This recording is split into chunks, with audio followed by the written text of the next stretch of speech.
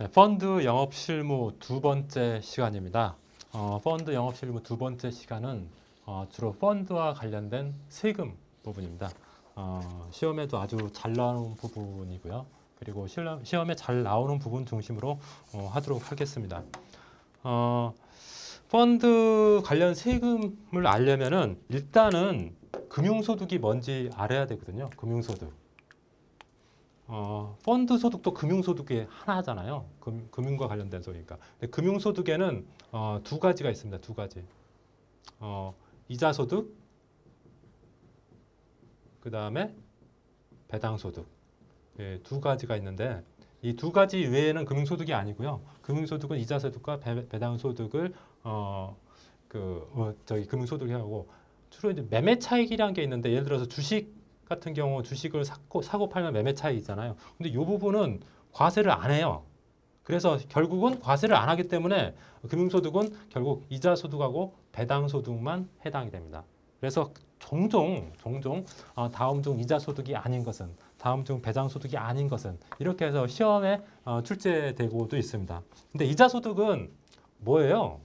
어떤 금전의 사용대가잖아요. 예를 들어서 뭐 예금을 했다 그러면은 예금에 대해서 얼마큼 이자를 준 거. 주로 이제 뭐 이자 표현이 뭐 할인액, 뭐 보험 차익, 뭐 초과 반환금 이런 거에 대해서 과세하는데 이런 것은 이자 소득세로 과세를 하게 됩니다. 예를 들어서 채권의 이자, 뭐 채권의 이자, 뭐 국공채의 이자, 회사채의 이자, 증권의 이자 이런 것은 이자 소득으로 한다는 거죠. 또 보험 차익, 보험 같은 경우 10년 이내에 만약에 그 뭐 매도를 보험 해약을 하는 경우에 보험 차익에 대해서 이자 소득으로 과세를 합니다. 10년이 넘어가면 비과세죠. 보험 같은 경우 10년이 넘어가면 비과세인데 10년 이내에 해약을 하는 경우에는 과세를 합니다. 그래서 이 보험 차익이 생기면은 이자 소득으로 과세한다는 점 기억하시고요. 과거에는 이제 이자 소득이 딱 법에서 정한 것만 그거에 대해서만 이자 소득 과세를 했는데 꼭 그 뭐 이런 이자나 할인액 차익 초과 반환금 이런 말이 없더라도 이자의 형태를 띈 것이면은 모두 다 이자 소득세로 과세합니다. 이것을 뭐라고 하면 유형별 포괄 과세주의. 포괄 과세주의. 그러니까 이자라는 형태하고 유사한 거라면 그 이름이 무엇이든 명칭이 어떤 것이든 이자 소득세로 과세한다. 소득 있는 곳에 세금 있다는 말이 있죠. 그런 것처럼 이자라는 말이 아니라도 이자와 유사한 형태의 어떤 소득이 있으면은 이자 소득세로 과세하겠다. 이게 포괄 과세주의입니다. 그다음에 배당 소득 같은 경우에는 무슨 뭐 예를 들어서 뭐 법인으로부터 받는 배당, 또 의제 배당, 인정 배당 중요한 것은 집합투자기구의 이익. 집합투자기구가 뭐라 했죠? 펀드라 그랬잖아요. 펀드. 펀드에서 이익이 생기면은 이것도 배당소득으로 과세한다. 중요한 거 시험에는 아직 이게 잘 나오죠. 집합투자기구의 이익, 즉 펀드의 이익은 무엇으로 과세하냐? 배당소득세로 과세한다. 배당소득으로 보고 배당소득세로 과세한다. 뭐 이게 지금 펀드 투자 상담사에는 가장 중요한 그런 부분이죠.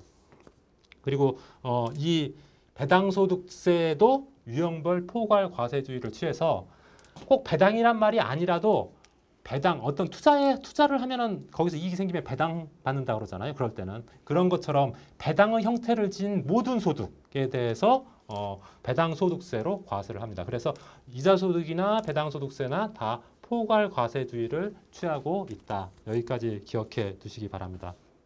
그리고 여러분들이 증권 투자 상담사 시간에 배울 텐데 DLS나 뭐 ELS나 DLS 같은 경우 이런 경우도 배당소득으로 과세합니다. 배당소득으로. 그래서 여기까지 좀 기억해 주시기 바랍니다. 가끔씩 시험에 나오는 것은 다음 중 이자 소득에 해당되지 않는 것은 또는 다음 중 뭐 배당 소득에 해당되지 않는 것은 이것은 이제 또 문제풀이 과정에서 다시 한번 다루도록 하겠습니다. 그 다음에 이제 금융소득 종합과세라는 게 있어요. 금융소득과 관련해서 금융소득 종합과세. 말은 많이 들어봤죠? 금융소득 종합과세. 여러분들 해당됩니까? 대부분의 사람들은 해당이 안 되는데 무슨 소리냐면은 금융소득이 2천만 원이 초과하는 경우 1년에 2천만 원이 초과하는 경우 2천만 원이 초과하면 요 금액이 중요해요. 2천만 원. 과거에는 4천만 원이었는데 2천만 원으로 줄어들었습니다. 금융소득이 2천만 원이 초과하는 경우 다시 말하면은 이자 소득이나 배당 소득이 2천만 원을 초과하면은 2천만 원을 초과하면은 다른 소득과 합산해서 과세해요. 다른 소득과 합산해서 과세합니다. 무슨 소리냐면은 다른 소득하고 합산해서 과세하면은 어떤 점이 안 좋으냐면은 세율이 높아져. 세율이 높아집니다. 그러면은 예를 들자면 이런 겁니다. 세율이 어떻게 적용이 돼?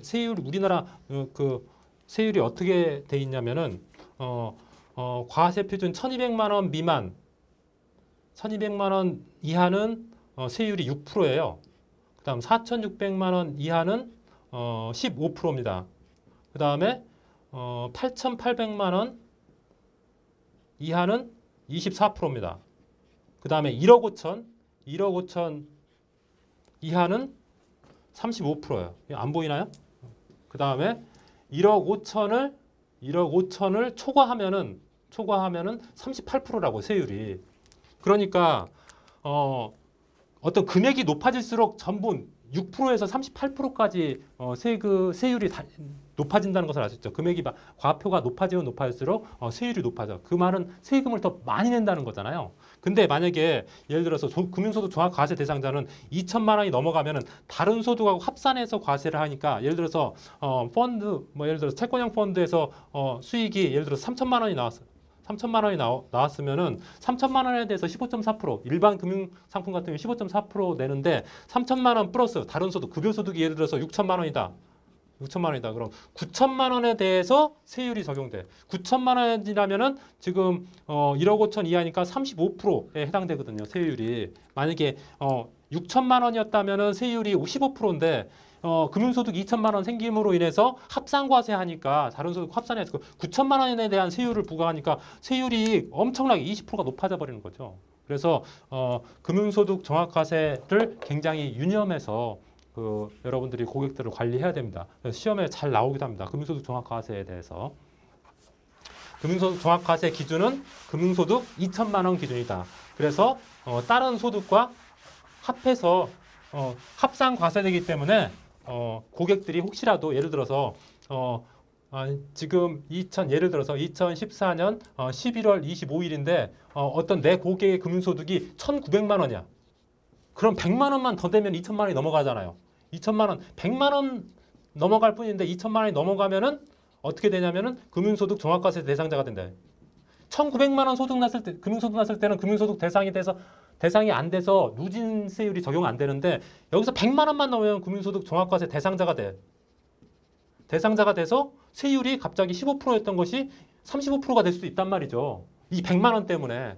그래서 여러분은 만약에 자기 고객 중에서 2천만 원이 넘을 것 같으면은 2천만 원을 넘기 전에 빨리 환매를 시켜버리는 게 낫다는 거죠. 그죠? 그러니까 이런 의미에서 금융소득 종합과세라는 말이 문제화돼서 나오기도 해요. 멋모르고 그냥 외우면 잘 모르시죠. 중요한 것은 이런 경우 만약에 이 100만 원 체크 안 하고 고객 2천만 원 넘었을 때 환매시키면은 고객한테 엄청나게 소리를 듣습니다. 너 도대체 나를 관리해 주는 거냐 마냐 그런 소리를 듣게 됩니다. 그래서 금융소득과 관련해서는 그런 부분이 중요하고요. 그 다음에 이제 금융상품별 과세를 한번 보겠습니다. 금융상품별 어떻게 과세가 되는지 일반적으로 은행 예적금 같은 경우, 은행 예금이나 적금 같은 경우는 이자소득으로 과세되죠. 이자소득으로 과세되는 것은 보통 14%로 이자소득이 예를 들어서 100만 원이다 그러면은 14만 원. 여기다가 이제 1.4%가 뭐냐면은 농특세나 주민세 같은 게 붙어가지고 실제로는 15.4% 세금을 내게 됩니다. 근데 만약에 종합과세 대상자가 된다. 그러면은 이 사람은 나중에 이게 15.4%가 아니라 35%가 될 수도 있고요. 막 누진세가 적용이 돼가지고 38%가 될 수도 있습니다. 결과적으로 35짜리는 3.5를 더해서 38.5%. 실제로 내는 것은 38.5%고 이것은 41.5%가 됩니다. 농특세, 주물세 포함해서. 그래서 저기 종합과세가 실질적으로 고객들한테는 굉장히 중요한 의미를 갖고요. 배당소득 같은 경우는 배당소득세로 부과가 되고요.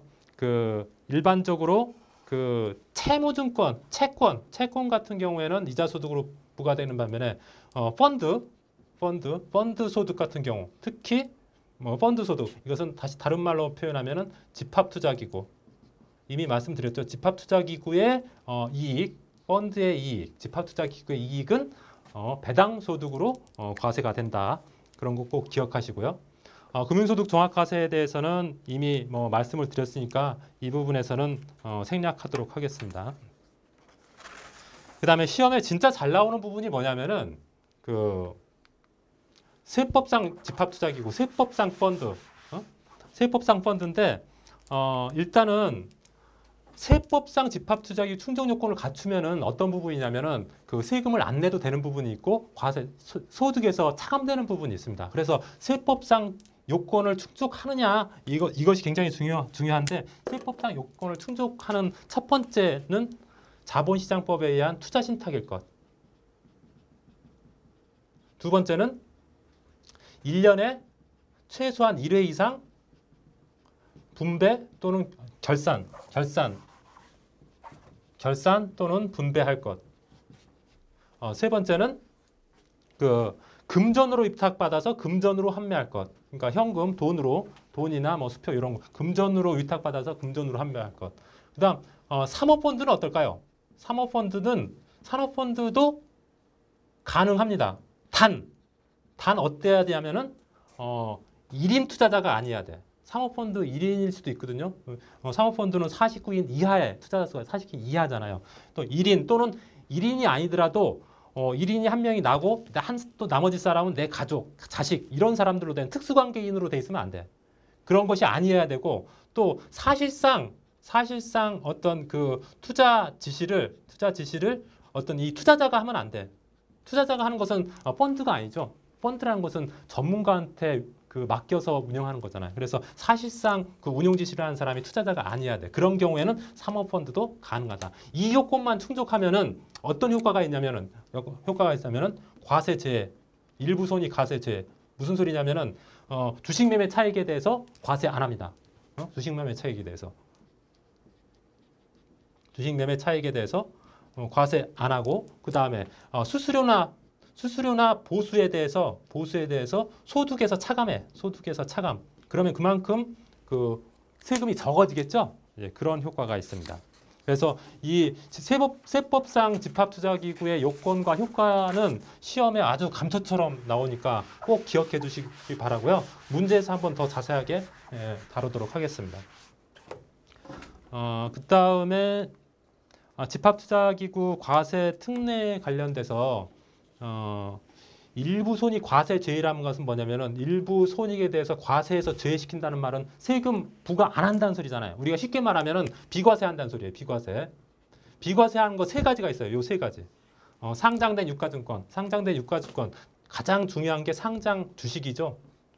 주식이 상장돼 있잖아요. 상장. 주식에 대해서는 그 손익, 이익에 대해서 손해는 뭐 과세할 거 없고요. 이익이 얼마가 생겨도 그 부분에 대해서 과세 안 한다. 중요한 건 뭐냐면은 상장 채권은 안 돼. 상장 유가증권에서 상장 채권 안 되고요. 상장됐더라도 외국 주식, 외국 수익증권 요것은 안 됩니다. 요것은 안 돼요. 요것까지 기억하시고요. 그다음 상장된 장내 파생 상품, 예를 들어서 주가지수 선물, 주가지수 옵션 이런 것들은 그 비과세 혜택이 있고요. 그다음 벤처 기업 주식 또는 출자 지분에 대해서도 비과세 효과가 있습니다. 그다음에 보수나 수수료는 공제한다. 여기까지 기억해 두시고요. 그다음에 이제 과세 시기가 이제 마지막으로 중요한데요. 과세 시기가 뭐예요? 세금을 부과하는 시점이라는 소리잖아요. 세금을 언제 부과할까요? 세금을 부과하는 시점은 바로 요 세 가지 시점입니다. 펀드로부터 이익을 받는 날이 언제예요? 신탁 해지일. 신탁을 해지하면은 그때 이익이 확정되잖아요. 신탁 해지일. 그리고 뭐 상환이나 환매일, 상환 또는 환매일. 환매하면은 이익이 확정되잖아요. 요때 과세를 한다. 요 시점에. 그 다음에 또는 원본에 전입된 날 1년에 한 번씩 결산한다 했죠. 1년에 한 번 결산하면은 예를 들어서 1월 1일 날 결산한다고 치면은 1월 1일 날 그 전해에 이익이 생겼던 것을 원본에 더 합합니다. 그때 원본 전입일 날 또 과세를 하고요. 그리고 신탁 계약이 만약에 1년이었는데 2년으로 연장했을 때 연장하는 날 또 과세를 합니다. 이게 중요한 것은 왜 그러냐면은 왜 중요하겠어요? 이게 뭐 과세할 때 과세 그냥 세금 내면 될 거 아니야. 근데 왜 중요하냐면은 예를 들어서 펀드로부터 이익 받는 날이 예를 들어서 12월 예를 들어서 뭐 10일이라고 치자고요. 2014년 12월 10일이라고 치자고요. 근데 요때 이익을 받으면은 예를 들어서 뭐 요때 시점이 예를 들어서 요때 시점에 막 2,100만 원의 수익이 난다고 치자고요. 2,100만 원 되면 어떻게 돼요? 금융소득 종합과세 되죠? 종합과세 된다고. 근데 예를 들어서 만약에 요때 2010년에 수익이 한 1,500 정도 됐다. 그러면은 요때 설령 만기가 안 됐어도 이 펀드를 환매하고자 하지 않아도 이거 만약에 이렇게 가다가 2천만 원이 넘으면 안 되니까 요때 환매를 시켜버리는 게 나올 수가 있다고. 그래서 일부러 과세 시기를 요 날로 잡아버릴 수가 있어요. 근데 만약에 이것을 그냥 가만히 놔두다가 한 해 연기를 시켰어. 그럼 요때는 과세가 물론 안 돼. 환매를 안 했으니까. 그 다음에 2015년 예를 들어서 1월 20일 날 이게 2,100만 원이 돼버렸네.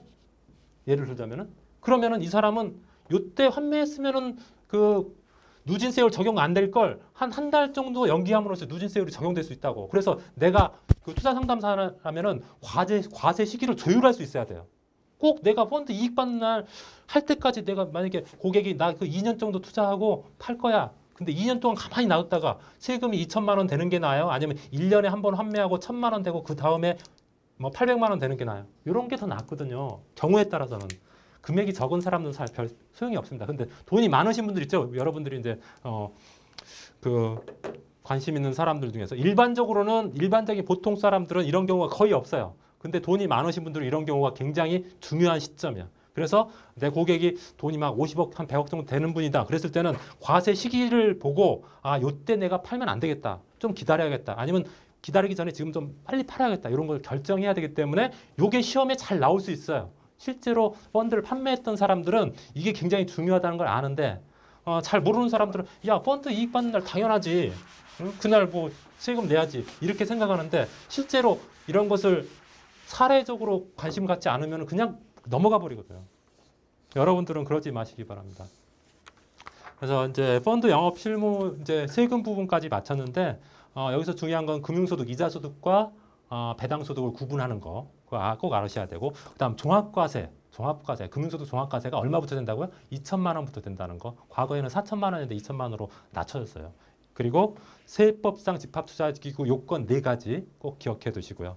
그다음에 일부 손익 과세 제외되는 거, 결국 비과세되는 거 3가지 꼭 기억하시고 과세 시기 3가지 요거 꼭 기억하시면은 이 세금과 관련된 문제는 여러분들이 다 거의 뭐 크게 문제 없이 해결할 수 있지 않을까 생각이 됩니다.